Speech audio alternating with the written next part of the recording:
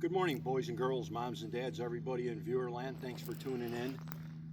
Today we're going to talk about some things with propane and fuel for the generator, because let's have a moment of silence for everybody in Texas facing the big storm that's coming in, that came in and landed today.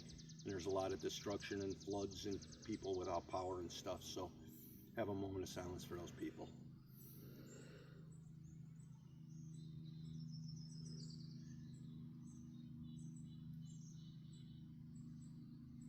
All right, well, those people aren't in our thoughts. Some of them have prepared by having generators, but a few people that I know have asked me some questions.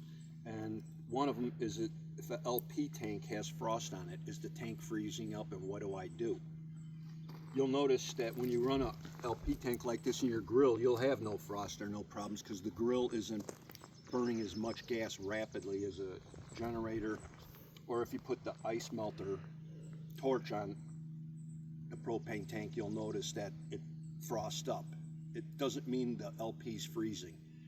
LP boils at minus 44 degrees Fahrenheit. So it's going to be fine. What it's doing is, because it's all in there leaving the bottle so quickly, the outside will form a layer of frost. And also, if you run your generator a long time, I know we've discussed this. This is why I don't always run it on LP. I do use gasoline to dry it out. But your fuel line may develop frost on it, and it definitely will at the fittings and the metal parts. And that includes your carburetor, or where the fuel goes in.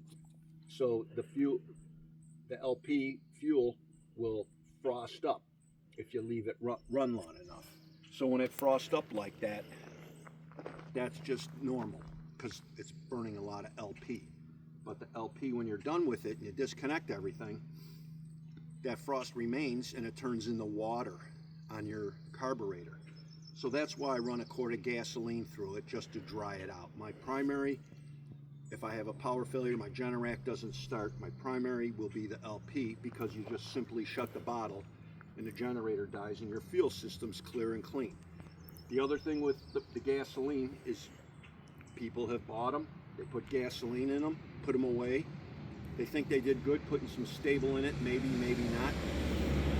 So now you got this generator full of fuel and you need it, and you push it outside and it won't start.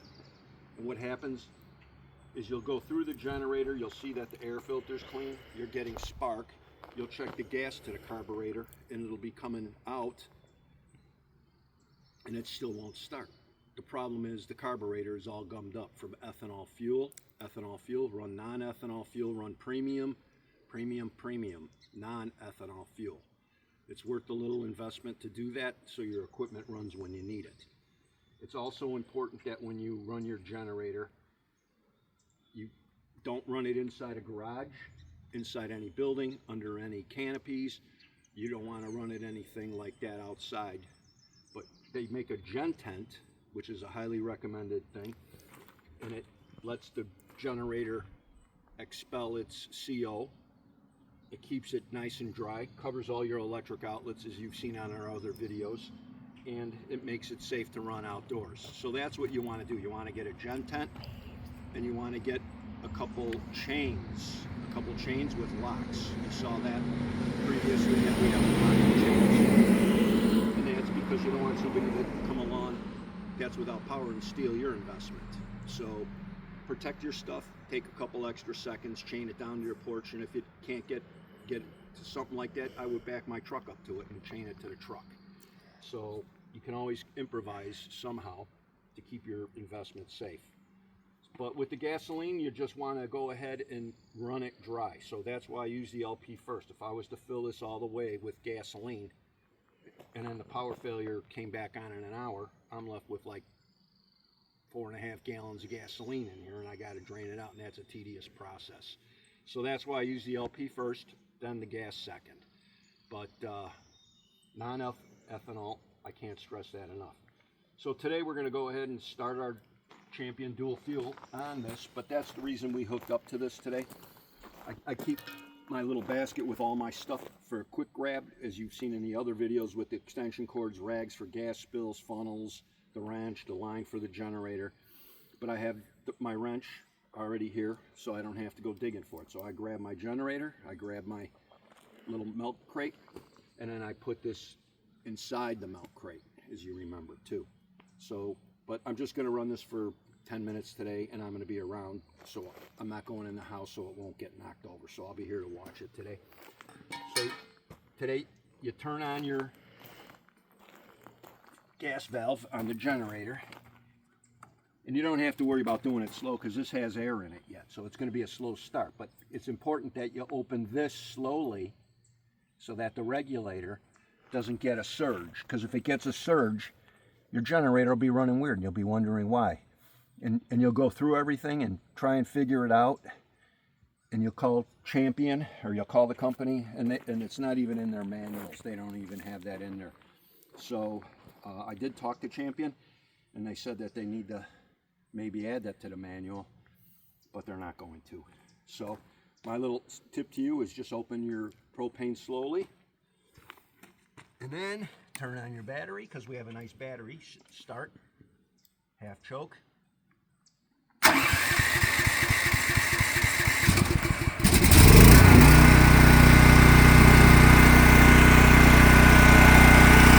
Took a minute to start because we had that air in the line, so we wanted to let the air purge. So once the air was gone, you heard it start real good. Now you'll notice I don't have the board underneath it today because I don't have to drain the fuel tank.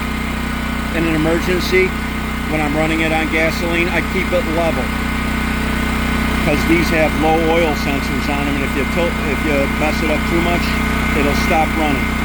So if your generator's not running or not able to start or stay running, check the oil, because they do have low oil sensors. A lot of the newer generators also have CO monitors, so if they get a high CO reading in the area, they shut down. So that's something else you have to consider. But always have battery operated CO detectors in your house and smoke detectors also. And never run a generator by an open window or door. But this one's run for a minute here, so you don't want to let them run with a draw on them, or without a draw on them. So I'm going to plug my shop back in just for a little draw.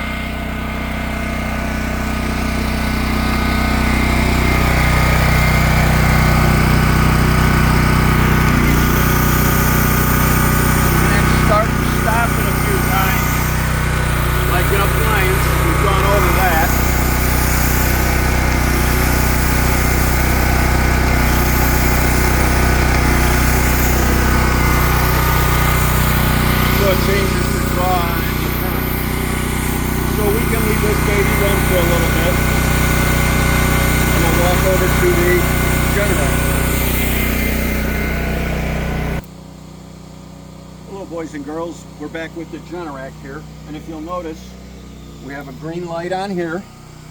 For the last time it ran, everything checked out, all systems checked out, and in here it says ready to run with the green light on. So that's what it's doing, it's ready to run. You have a little fuse in here that could possibly go bad, so I would keep a couple of those on hand. The 7.5 amp. And then you have a circuit breaker here, a 200 ampere. But the front panel comes off, as you know, that we've done in the past, but you can check your oil. But now if I was going to do anything but check my oil, this thing's on auto start. If the power was to go out, you're going to want to hit the red stop button, and it'll show a red light on the side. Then you can go ahead and clean it and work on it and do what you need to. And we've gone over the maintenance on this, and it's up to you to take care of yourself, because you can't expect a dealer to come out and clean your unit and take care of it. They're here for the annual service and for issues with it, but it's up to you to kind of take care of yourself a little bit too. Some people are like, oh no, they don't run. Well, they do run. You know, you got an issue, ice block, like we showed you. The air filter's bad, it's low oil. So there's things you can do yourself to make sure that it's going to be able to run for you. But you'll notice all our windows are closed on the house today. So even though it's a 5-minute run, we closed it for the kitty's safety in there. He doesn't have CO alarms going off scaring him. So we have his house safe. He's safe in there. So this one will be starting. It'll be a little louder today with the cover off. I wanted to show you the difference of how it makes more noise without the cover. But the Generac is a nice unit because it's all automatic. It's covered, it's enclosed from the weather. It's got its natural gas, reducing the 24 kW to 21 kW. But we figured out everything in my house what I'm going to run and my garage, and it won't exceed that. Plus, during an emergency situation, you don't turn on every appliance in your house and all the heavy draws. You might turn on a lot of lights or whatever, but just be cognizant that you're on generator emergency power, not to go out to the garage and arc weld too, with everything running. If you have to arc weld, I guess you can push the portable out and hook up your arc welder to that in an emergency. But normal operations, you can do everything normal. So this baby will be starting in a couple of minutes, but why don't we have a moment of silence for people that have no generator, sit in the dark, and listen to their food spoil in the refrigerator and freezer.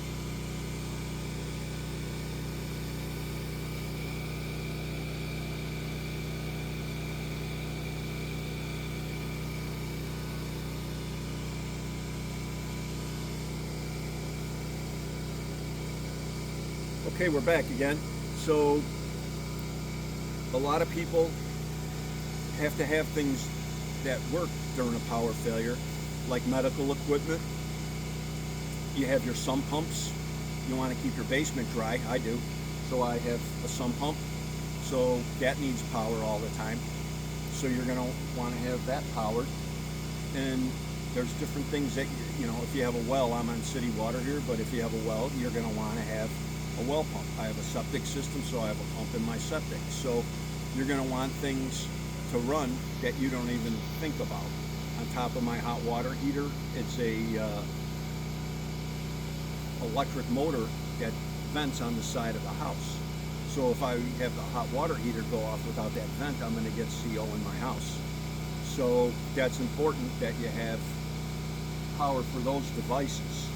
So you need to take a look at that too. It's not just you sitting in the dark and listening to your food spoil, but your essential items in your home are no longer working for you, and you could have issues because of that. So the nice thing about the Generac is it's always here 24/7, 365, just sitting waiting for the power failure, and it's going to run my house if I'm here or not. With a storm at 2 in the morning with lightning outside, I'm not pushing my Generac out, plugging it into the house, and keeping things going. So I don't even have to do that. I don't have to come outside with lightning or in the inclement weather and get the portable run. So that's a nice thing. And here it goes. And as you can see, we have a green light. It stayed green, so during this self-check, letting us know that everything is good. And right now it just sent a text and an email to me because I have the HomeLink app, the Generac HomeLink app, and it was updated recently. So if you have the old one, delete that one out of your phone and put the new one in there, and you'll have all the updates. It's a lot nicer, more information. So this one's going to run for 5 minutes now. Let's go over to the champion dual fuel and we'll shut that off.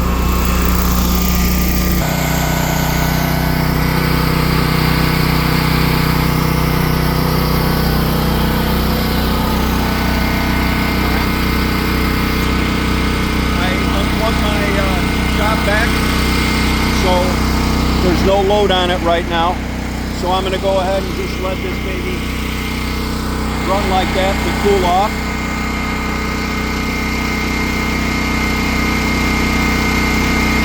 Take a look at our other videos and you'll see how to figure out the size of generator you need and what this generator can do for you and the different sizes. So figure out what you want to run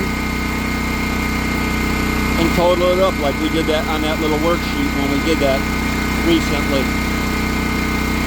So now that it's cooled off for a minute here, Don't forget to change your oil twice a year. This one takes 1.2 quarts, or a quart and 2 ounces rather. So what I do is I put a quart of Royal Purple in there, the 10W30, and 2 ounces of Lucas. And you have to put the Lucas directly into the machine with the little nozzle on it because it's kind of syrupy. But that keeps it running nice. So we're going to shut it down. And you do that by shutting off the bottle slowly. Just take your time. And now my generator's ready to put away. Once I break it down, I don't have to drain fuel or any of that. So in an emergency, that's what I would have done, because I don't have to drain the fuel. Then when I'm out of 6 LP bottles, and you get about 6 or 7 hours on one of these little grill bottles, you get 6 or 7 hours depending on the draw you put on it. So that'll run my house a considerable amount of time if the Generac failed. And I keep like 20 gallons of gasoline too, so I could run for like 3 or 4 days on what I have. So that's it. Well, just be careful out there, be safe, and take care of your equipment, people. Take care of your equipment. You got to run your generator at least once a month. Don't put it in a corner in your garage and expect it to work for you. So run it once a month. 2 times a month is ideal. And if you enjoy playing with it like I do it every week. That's why we have Generator Monday. So other than that, have a great, safe day. Take care of yourselves. Bye.